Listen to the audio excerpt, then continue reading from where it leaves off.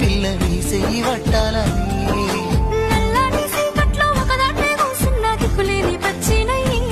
బావా నువ్వెప్పుడొస్తావని ఏళ్ళైపోతుండే పిల్ల ఎన్నెలొచ్చింది మన బతుకులా ఏలైపోతుండే పిల్ల ఏలు వట్టంగా వస్తున్నాయా ఇన్నాళ్ళ ఎడబాటు ఎడవాసిపోతుంది